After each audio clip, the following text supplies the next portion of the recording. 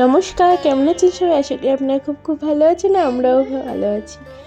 আমরা এখন যাচ্ছি নৌকা করে সব ঘাটগুলি দর্শন করতে। এখন প্রায় সন্ধে হয়ে গেল।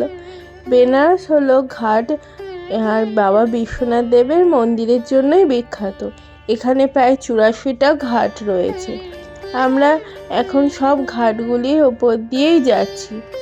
প্রতিটা ঘাটের আলাদা আলাদা নাম রয়েছে। এইসব ঘাটগুলির মধ্যে সবচেয়ে পুরাতন ঘাট রয়েছে মণিকর্ণিকা ঘাট।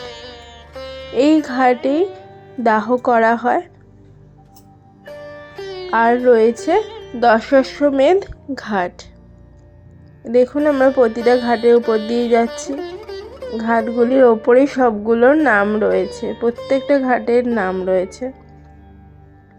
হয়তো এত দূর থেকে বলে সবগুলো নাম দেখানো সম্ভব হচ্ছে না, তো যতটা সম্ভব দেখানোর চেষ্টা করেছি।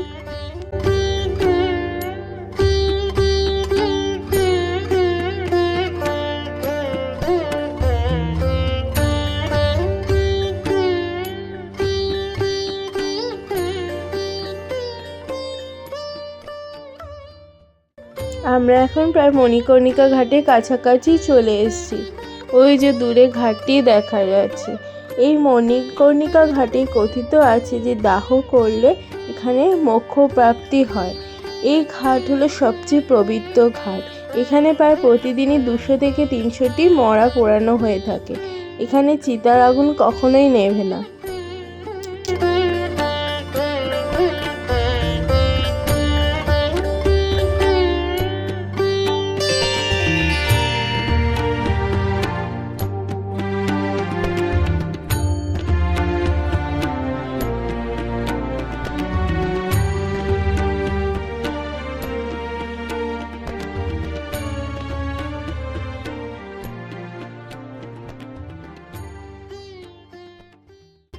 আমরা এখন প্রায় চলে এসেছি দশাশ্বমেধ ঘাটের কাছে। এই ঘাটটি অত্যন্ত বিখ্যাত একটি ঘাট।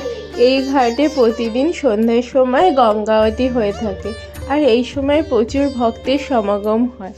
আমরা একে একে সব ঘাটগুলি দর্শন করে নিলাম। তারপর আমরা একটি ঘাটে নেমে যাচ্ছি। এখান থেকে আমরা আমাদের রুমে ফিরে যাব। আজ ভিডিওটি এখানেই শেষ করলাম। দেখা হচ্ছে নতুন একটি ব্লগ নিয়ে। ততক্ষণ আপনারা সবাই সুস্থ থাকবেন, ভালো থাকবেন।